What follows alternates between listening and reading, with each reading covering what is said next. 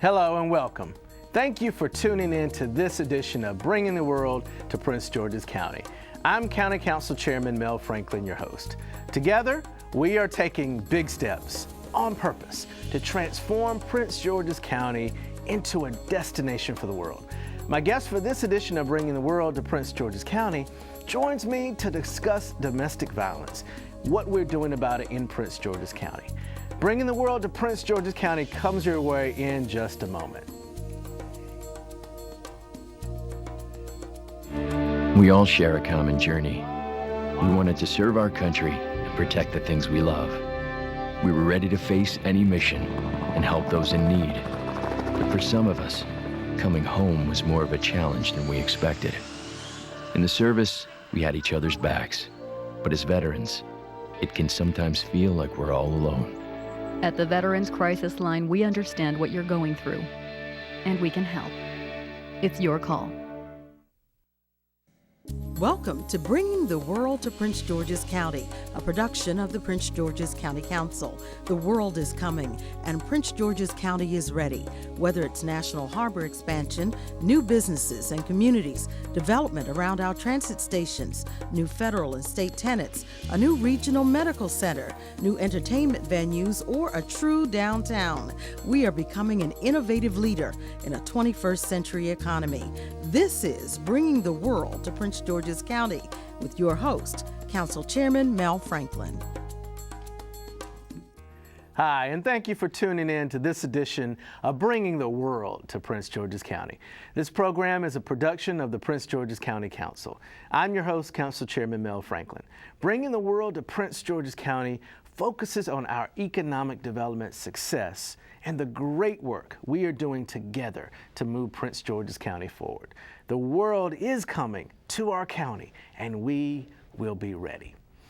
Nonprofit organizations such as Still I Rise, the topic of today's discussion, provide critical services to clients and residents of our county and our communities.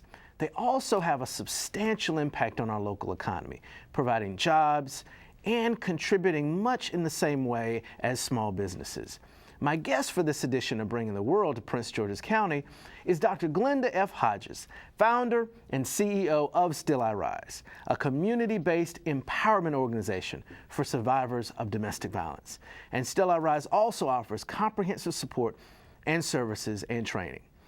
Thank you so much, Glenda, for joining us for this important topic regarding domestic violence. Why don't we begin by talking about Still I Rise and some of the services it provides and the kind of organization it is. All right. Thank you for having me. First of all, Mr. Franklin. May I call you Mel? You can call me Mel. All right. Thank you. We're friends. You can call me Mel. Let me relax. Okay. Thank you for having me, Mel. Still I Rise was founded. Actually, we received nonprofit status in 2006. However, I started the organization back in 2001. I'm personally connected with domestic violence. You've heard me say this before. Sure. My sister is a survivor. In 2000, her husband attempted to take her life in the presence of her then 5-year-old son and 3-year-old daughter. But I'm grateful that she's turned her life around and she survived that. So it really kind of motivated me to start looking at what in the world happens when a woman is placed in that kind of situation and is actually controlled by another person. So hence the development of Still I Rise. It didn't really happen just that easily. First of all, I did a lot of research on domestic violence and started looking at different states and what other states and counties and jurisdictions were doing. Mm-hmm. And then I went around the community, starting in the Clinton community, Coffee Club, the CAC, mm-hmm. the whole community area, whomever would listen to me, mm-hmm. and just talked about domestic violence, just kind of through breakfast things. I did a lot of breakfast meetings. You were at some of them. Right. So after that, I said, if this is going to really be a formidable organization, I need to galvanize support. Let's set it up the way it should be. And so I did a 501c3, and we got our status in 2006. Right. So in 2006, we officially became a nonprofit. So Still I Rise is defined by the feds as a community-based empowerment organization for survivors of domestic violence. And we've since added sexual assault and human trafficking because a lot of our women are victims of not only domestic violence, but they're also victims of sexual assault. And now we found that some of them are victims of human trafficking. So they all three come together. But it's important that we understand what we're talking about when we say domestic violence. May I give you a definition? Absolutely. Please Okay, do. so domestic violence occurs when one's intimate partner seeks to control his or her thoughts and behavior, or they punish the person for their failure to comply. So I try to control you. If I can't control you, then I beat you up or do whatever. And it's not always hitting. Right. It can be psychological, it can be emotional, it can be economic, but it's all about control. So when one seeks to control the behavior of another, usually in an intimate partner situation, we have domestic violence. And is domestic violence something that could happen to anyone? Is it there, or is there a particular profile of what a domestic violence victim or survivor may look like? No, not necessarily. Our victims come across all economic levels. We have persons who look just like me, people who are working professionals, a lot of members in churches and faith-based organizations. You'd be surprised.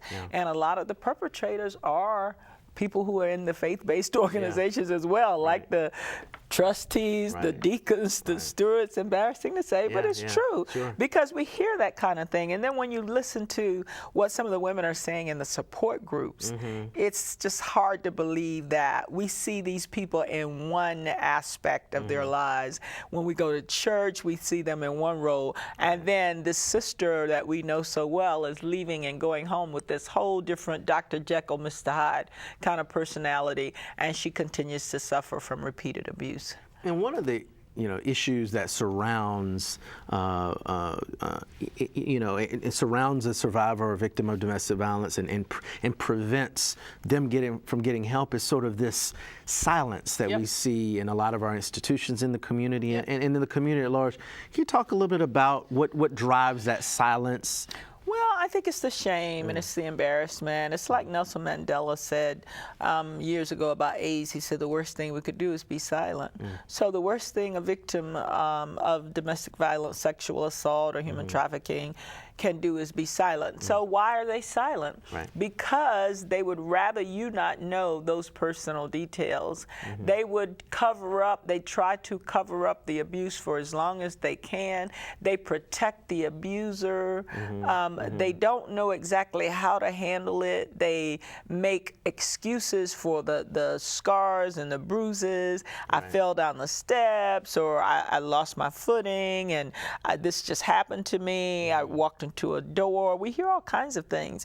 Sometimes when women come into Still I Rise and I just happen to be passing through the area where they are, and I just look at them and I think to myself, what in the world could have happened in that relationship to cause it to go so wrong? This person that said that they loved you on one hand, and now you're coming in here for help because you actually, as one lady said, she said, I'm afraid to go to sleep. So she was very tired. She's working full-time job. As a matter of fact, this particular woman told me she was a GS-14 and she had this really impressive job and supervised a lot of people, but she was a victim of domestic violence. Wow. And we talk a lot about victims, but in terms of the abusers, are there any potential warning signs for someone if you're, let's say you're particularly a young lady and you're encountering a young gentleman? Are there some warning signs for abusers of domestic violence? Well, the research says that there are signs. The one big thing is the instances of control. So the guy that you're seeing takes your cell phone and looks through your recent calls and asks you, who is this and what was that call about? That's a form of control. And it starts off as simply as that, but then it becomes why were you on the phone so long? I called you 3 times and you didn't pick up. To whom were you speaking? What were you talking about? Who is this? And they look for signs, look for things in the environment with the person that would suggest that something is going on. Right. So they read things into behavior that where there really isn't anything there. But the research says that domestic violence can be learned behavior. That is to say, if I grew up in a home where I saw my mom and my dad in this kind of relationship or situation a lot, then of course, if I'm a male person, I'm going to think once I marry or get into an intimate relationship, that's the way to solve the problems. If I'm right, it's a cycle of abuse. You're absolutely right. If I'm a female person, I'm going to become passive and say, that's what my mom did. My mom, first of all, said, what happens in the house stays in the house. And then secondly, she did not resist the attempts at the aggressive behavior. Right. She just left it alone. And so genetics, the research says it's learned behavior. The research also says that it could be a form of illness. Of course, it's cultural. It can be cultural, induced by certain cultural norms. There are all kinds of things that agitate the behavior, like excessive alcohol abuse or drug abuse, substance abuse, stress, heightened stress. Those are some of the things that we picked up from the research in terms of what brings this whole cycle of abuse on. And what is the possibility for abusers to change? I know Still I Rise does a lot of work with abusers. What tell us about sort of that process. What does that look like for an abuser to change? Well, I think change, first of all, has to be something that you internally desire. It's like trying to force behavior on a person. You can't do that. I think internally, when I want to do something and I say I want to do it, then I decide. I make a conscious choice inside to say I'm going to do it. People are always talking about losing weight, losing weight. That's just an example, a parallel. I want to lose weight. I want to lose weight. Well, but you continue to eat and do the same things that you've done in the past. You eat late. You eat the same kinds of things. But when you mentally decide that you want to do it, it doesn't have to be a Jenny Craig. It doesn't have to be a MetaFast or OptiFast. You can decide you want to do it and change your own behavior. And then you, just like you did, and start to lose weight. So I think it's an internal thing. So when the abuser decides that there's something wrong here, I am acting out of character. This is not the way I should solve problems or be solving problems. When they decide that they want to do it, that's when they come to a place like Still I Rise, because we have a complete program for the batterer. It's our batterer intervention program, and we have an anger management program. Actually, we have a court-ordered anger management program. So we get a lot of clients now that are coming and saying that they have resolved it within themselves that they want to change, and so they are beginning our anger management or our batterer intervention series of classes, which is usually a 12-week program. But something just occurred to me, and I wanted to put this out here. We find that the level of abuse is particularly heightened in same-sex relationships. Same-sex yes. In same-sex, I mean, So what's driving that? I can't really say. The research doesn't really say, but that's just what we're finding. I mean, I've gone to conference after conference where the same conclusion has been drawn by a lot of organizations like mine. But I don't know if anybody's really done the research to determine what that the motivating factor is for that. But on the same note, we find that the same-sex aggressors are much more likely to, one, recognize there's a problem, and two, seek intervention. Wow. And we're going to go to break in a minute, but tell us a little bit about the sort of state of domestic violence in Prince George's County. Give us sort of a little overview, and then we'll go to break and come right back. Well, it certainly is. It's bad, but it's not as bad as it has been. As you know, last year was particularly disturbing. We had a number of homicides in the county that were attributed to domestic violence. I think maybe 12 or 13, and then 4 or 5 of them were children, which is always heart-wrenching.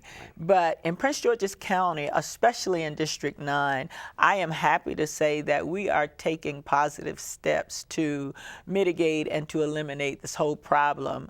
And we can talk more about this after the break, but that's kind of an entry into what I'd like to talk about. And that's great, and we'll talk more about that when we come back. So please stay tuned for more of our very important conversation about domestic violence. Bringing the World to Prince George's County returns in just a moment.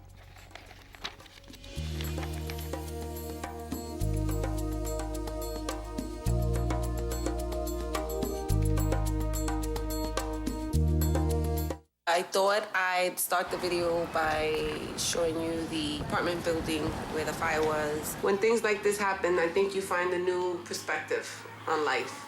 Red Cross put us in a hotel, so we were able to stay together. We're strong, and if we overcame that, or if we can overcome that, we can overcome anything, so.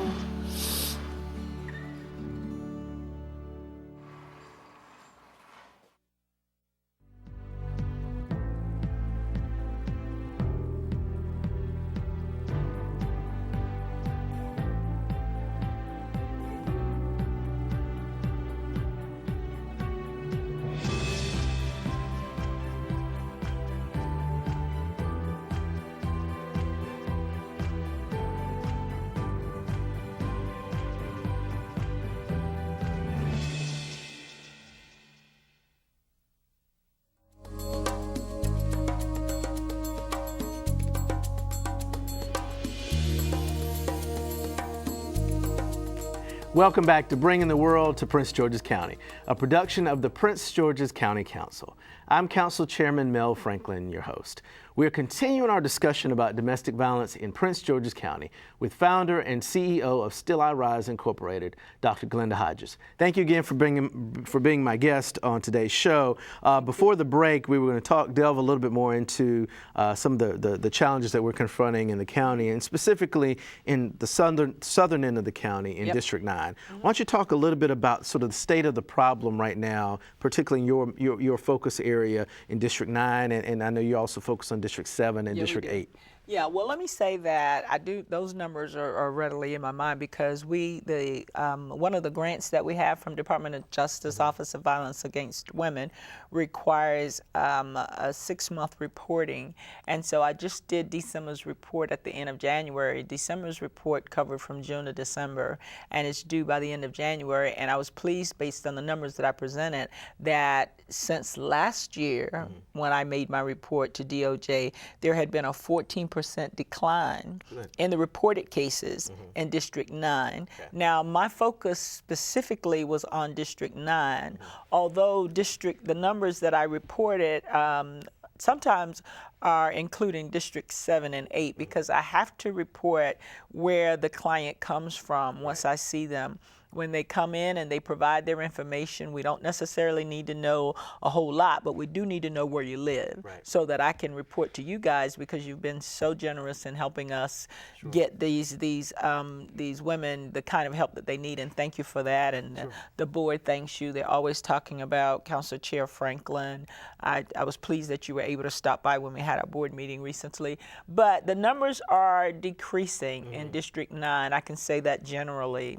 And I can say that we are now seeing, Mel, women from as far away as Bowie, that's District 6, which before, or 4, depending on where it is. Yeah, well, these women are 6. Okay. Yeah, gotcha. And this is a reach for us because that hadn't been the case. So I'm anxious to report that we are expanding our reach, I believe, and women are saying to us that they came, because I asked one woman, I said, "You live where?" And she told me. I said, "Well, why?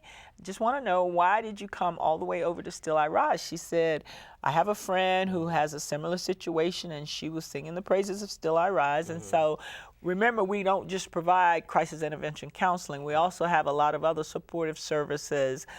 We have well women education classes. We have job readiness classes. We have money management classes. We have a food pantry for women who may need food.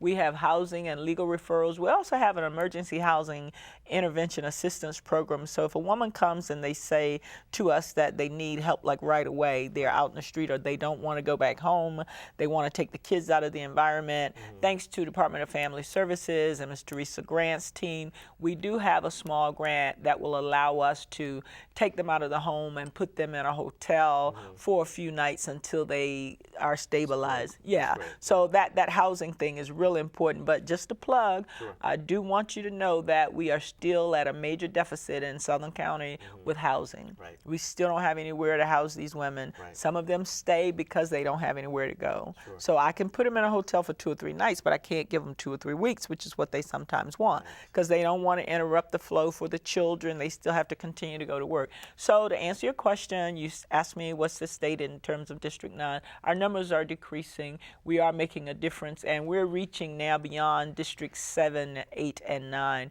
and we're going all the way to District 6, and you say 4.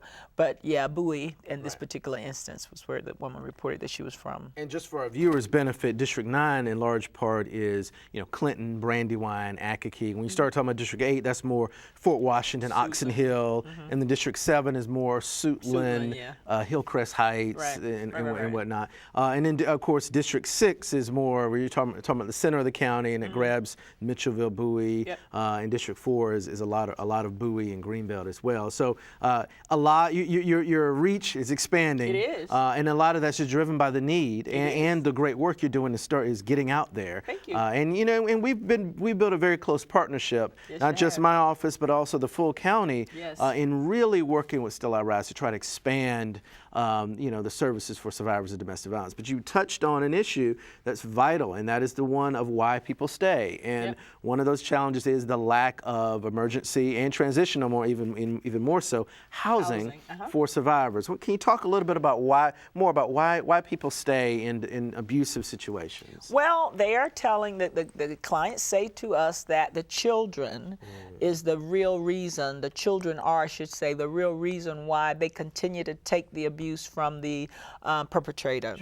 The child didn't ask for it. The children desired, should have an opportunity to be the best that they can be. So even if he continues to abuse me, so long as he doesn't touch the children, and the children aren't usually victims, but we are starting to see more teenage victims.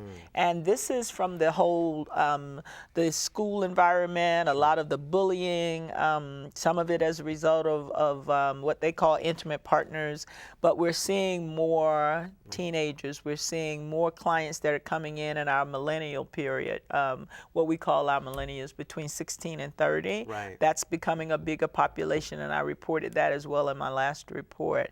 We have one of our clinicians who specializes in providing counseling to teenagers. So you didn't ask, but I wanted to say to you that we have 6 clinicians at Still I Rise.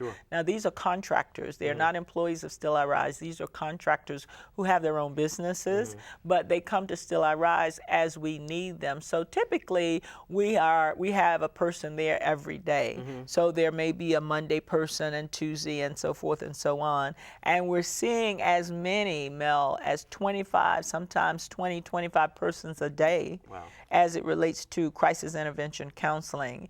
And you didn't ask this either, but kind of wanted to let you know that as the services have started to expand, one of the things that we were finding was that our women weren't taking care of their bodies. So there's this whole lack of attention and focus on health and wellness. That's been a major piece.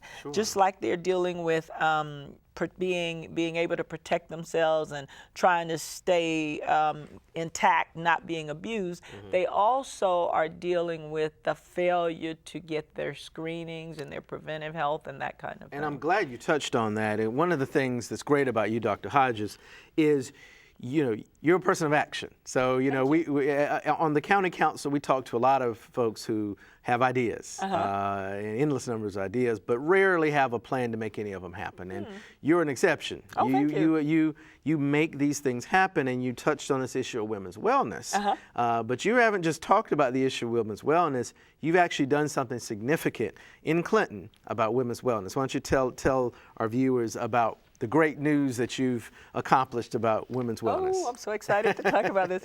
There was a bank that was located next to the firehouse in Clinton, 9023 Woodyard Road. It was started off as a suburban bank, I'm told, and then I'm told it became Essex or whatever. But it was a bank. When I moved to Clinton in '91, it was a bank. I think it was suburban at the time.